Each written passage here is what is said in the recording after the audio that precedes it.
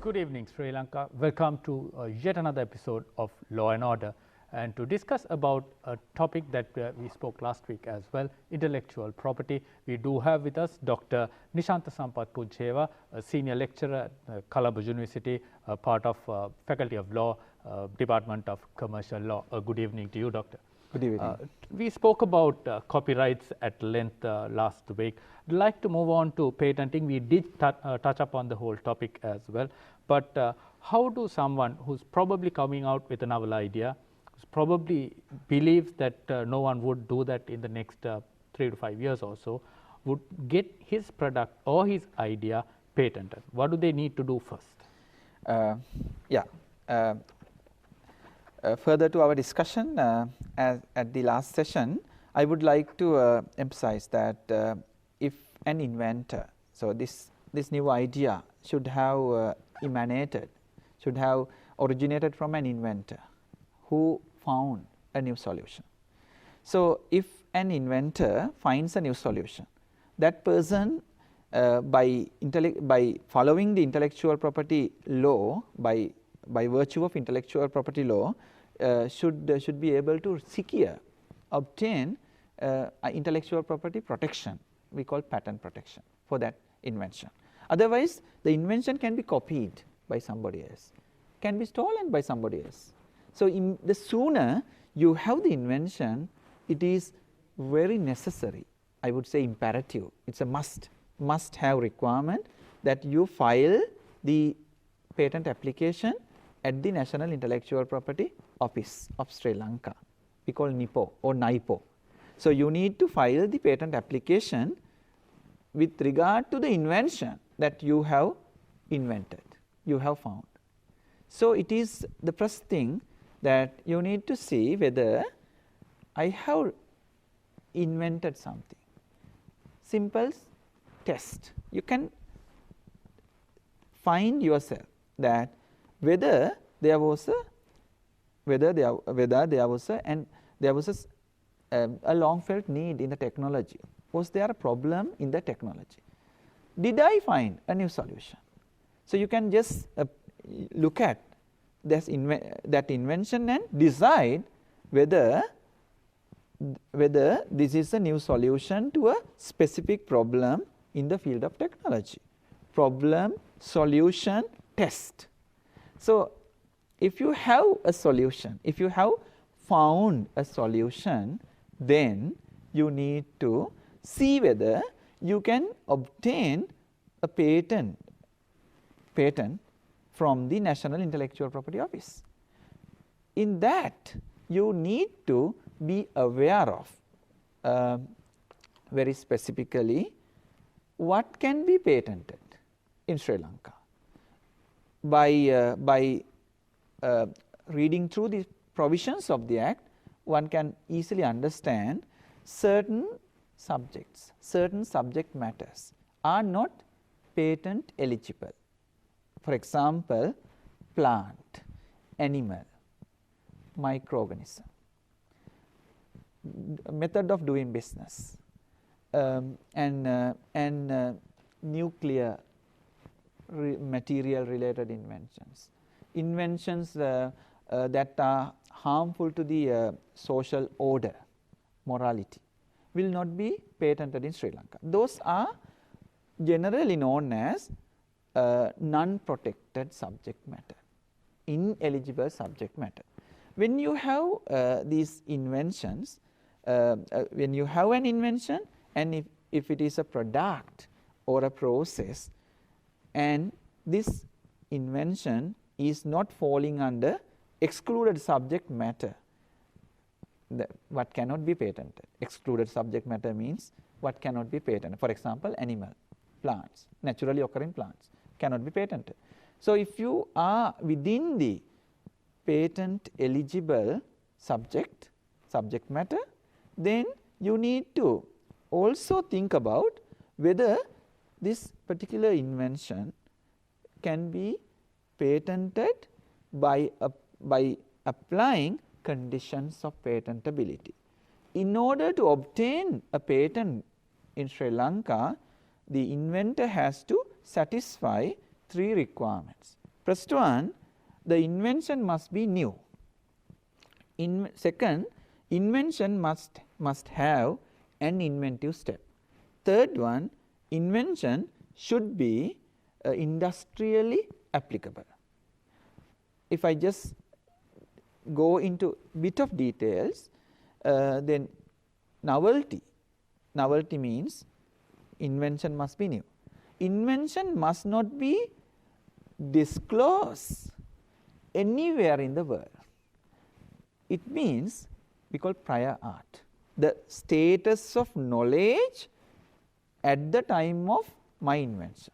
So, if you look at the prior art, if you search prior art, if something was disclosed anywhere in the world, then I would not be able to obtain patent.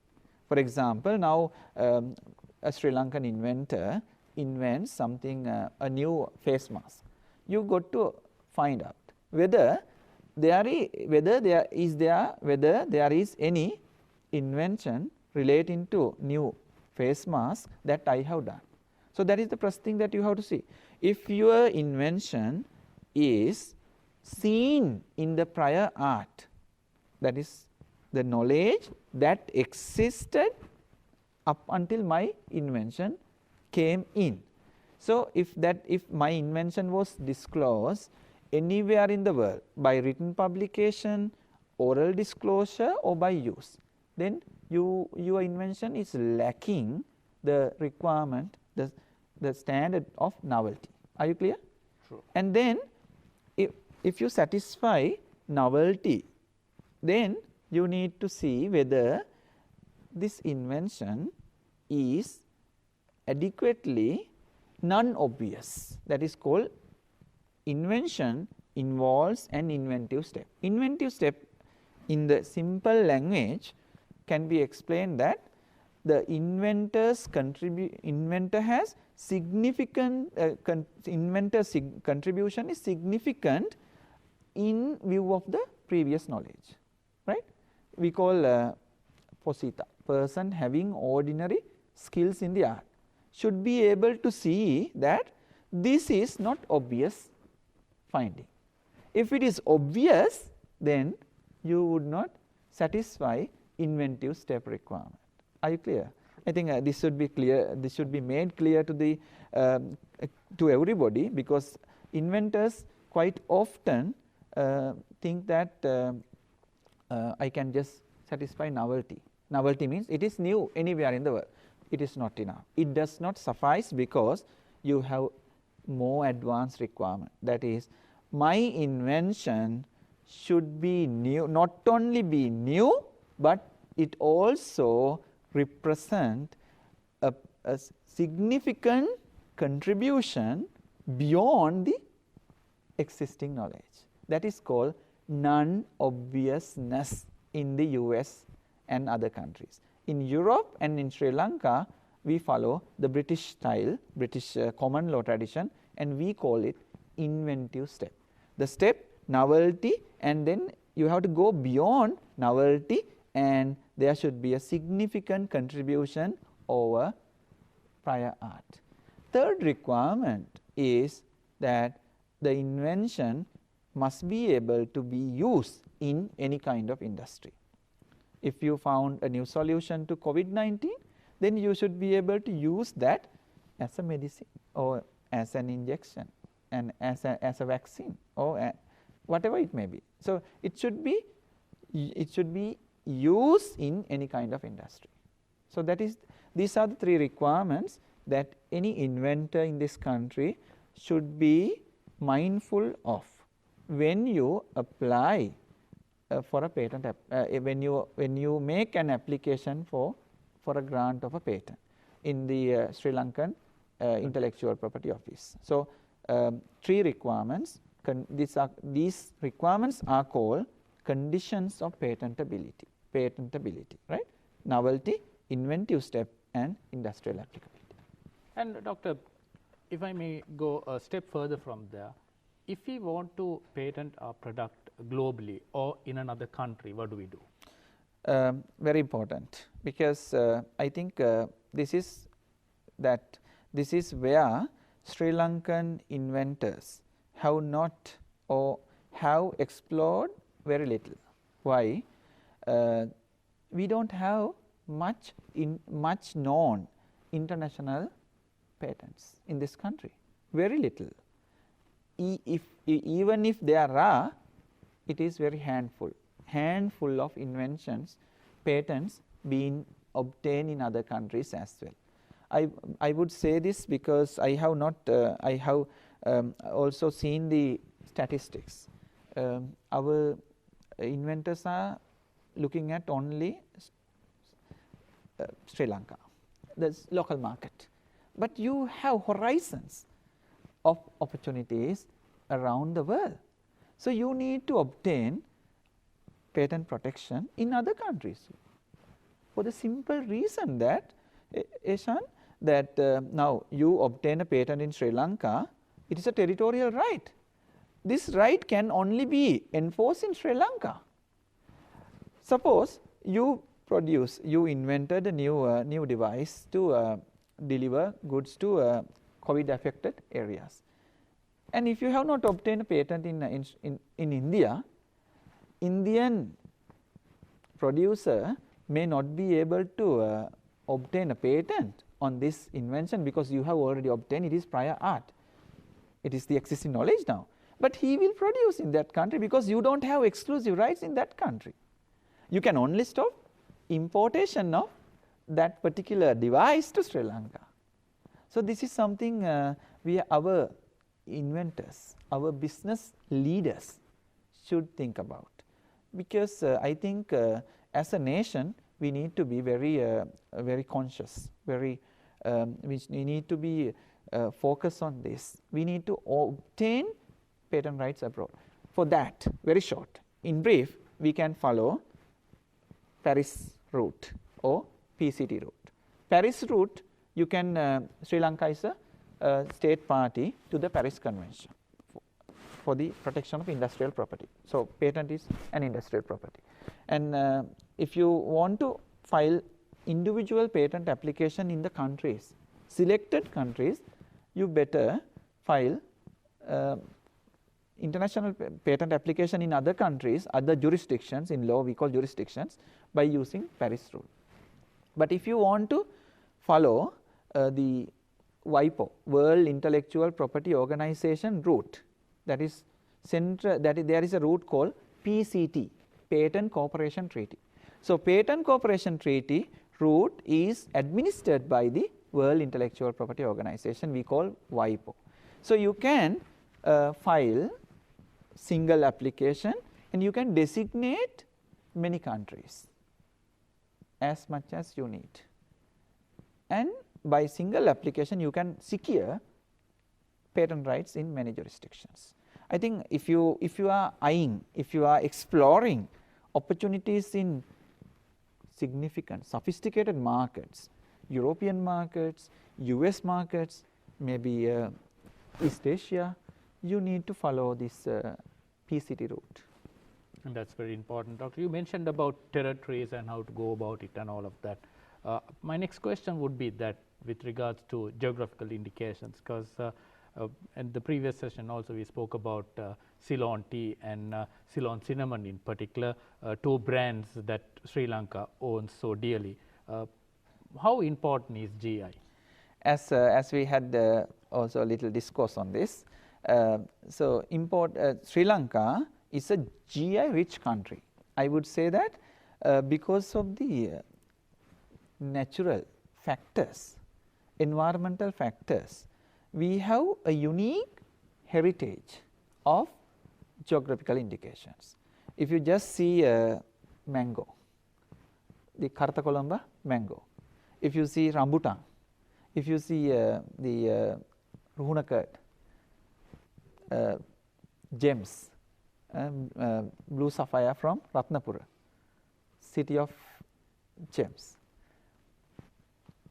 Sri Lanka has many geographical indications all over the places, and only thing that we have not utilized these geographical indications for the development of for the economic development, rural empowerment. For example, take Ceylon tea. Ceylon tea is the best tea in the world, undoubtedly. Ceylon cinnamon is the best cinnamon by far that you can available anywhere in the world, right? It is a remarkable selling proposition for Sri Lanka. Just simply take Ceylon tea, Ceylon cinnamon. We have black pepper, and then we have other GIs also. But we have this potential remains untapped. That is, we have a geographical indication in the IP Act, but unfortunately we don't have any mechanism to register Sri Lankan geographical indications as geographical indications. If you go to European markets, Ceylon tea is not being able to extract the real value that Ceylon tea has in its unique offering. And that's very important, Doc, because I think people need to understand the importance of securing our rights, because I think Sri Lanka Tea Board over the last decade or so has done so much with regards to GIs, and Sri Lanka, as you mentioned, is clearly has a huge advantage of dynamic differences when it comes to certain regions, and we ended up registering 7 regions as well in the last 3 to 4 years, thanks to 150 years of celebrations that we had in 2017 and so on and so forth. Even with regards to cinnamon, it's the same, because we talk about it being the most popular around the world, but you see Indonesia and Vietnam now leapfrogging our production capacities. We are at 17,000, whereas they've gone up to 60, 70, 80, 90,000 per year, and things have changed quite a bit. But still, for all, people still look for Ceylon cinnamon because of the quality that we have produced. What do we do to protect ourselves from being exploited elsewhere? Eshan, I think the policymakers, I would say the policymakers of this country should be able to understand the real problem that we have to face. Now, I know that Sri Lanka attempted to register Ceylon tea in the European Union a couple of times, ended without success. Why? For the simple reason that we don't have the registration of Ceylon tea as a GI in this country.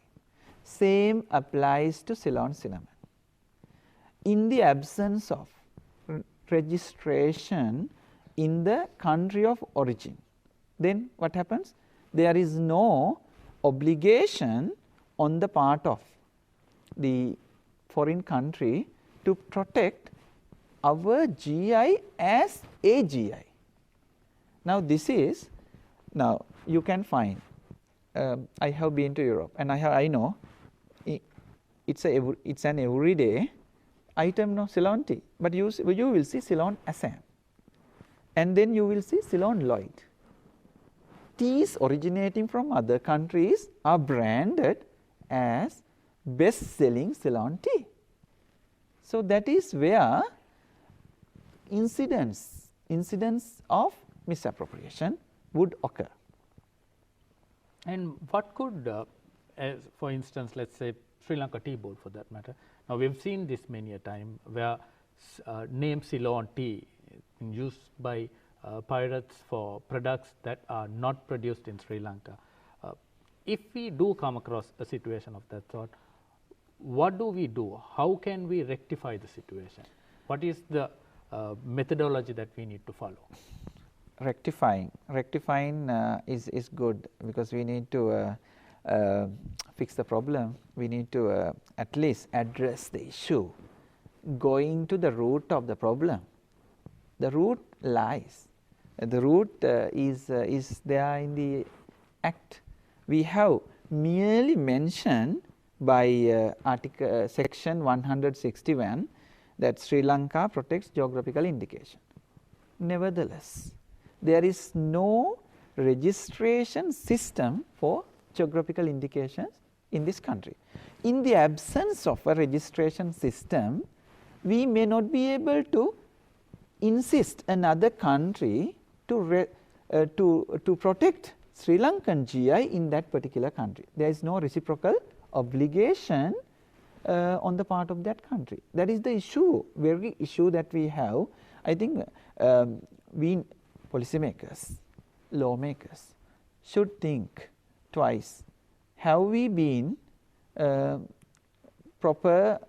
we taken proper remedial action to fix this problem? Absolutely, and I think that's up to the policymakers, as Dr. mentioned, hopefully going forward to rectify the situation and protect our rights, because Ceylon tea and Ceylon cinnamon are world famous for being the #1 product when it comes to tea and cinnamon. And going beyond from GIs, Doctor, looking at trademarks, trade secrets, we touched upon that topic before as well, which has a huge commercial aspect to it, because it's economically beneficial to the person who has it, especially when it comes to trade secrets, even more than trademarks. Trademarks also do play its part. How do we take control of a situation of this sort? These two aspects we should take on one by one. I would first offer my explanation to as regard to trademarks. Trademark is another IP tool. IP tool is most used in this country. Business leaders at least forget about the other IP rights. Concentrate on trademark, because that is your brand. Branding, however, branding is not in our DNAs yet, because we need to go beyond the present level, because we need to think about branding beyond simple trademark. We need to think about futuristic trends. In other countries, you have many non-traditional trademark. For example, smell mark, motion mark, and also touch marks, taste mark, and many things. But we in Sri Lanka, we only protect visible marks. So I think we have to think think beyond the perceived boundaries that we have in our act. So trademark is a valuable asset. Trademark differentiates your goods from my goods. So if you want to identify the origin of the product, you need to see the trademark. So you are better known by your trademark. And so trademark also should not forget about service marks, certification marks, and collective marks. The collective marks and certification marks are very effective instruments in other countries. For example, if you have a region of producing apple, and all the farmers into a cooperative society will get together and market your products together by using a common brand. That is called collective mark. And if there is an institution to certify, our Ayurveda can do this. No? Now, there are many mushrooming Ayurvedic institutions. So if the Department of Ayurveda can think of common logo, authentic Sri Lankan Ayurveda, then you can also promote Sri Lankan tourism. And people will be able to go to that place with confidence. Then you can simply eradicate fake places. No? Absolutely, Doctor. We have come to an end of the show. Unfortunately, time has caught up with us, and there's lots more to discuss with Doctor. On behalf of the show, I'd like to thank Dr. Nishantha Sampath Punche for being with us and sharing his expertise on a very timely topic, and something I think a lot of Sri Lankans and policymakers, businessmen and individuals could take something out of and hopefully protect yourselves going forward, and especially whatever ideas, that novel ideas that you might have going forward. And it's time for me to say goodbyes on today's edition of Law and Order. See you same time, same place tomorrow as well, rather next week as well. It's bye-bye from us.